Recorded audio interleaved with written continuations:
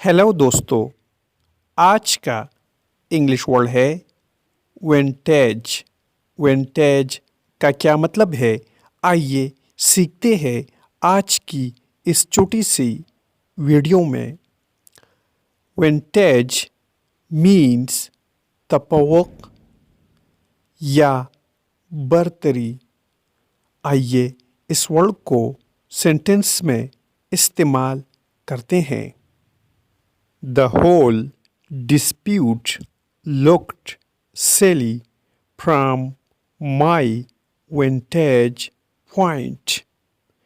इसका मतलब है ये सारा तनाज़ा मेरी नुक्ते नज़र से अहमकाना लग रहा था। Whole means सारा, dispute means तनाज़ा।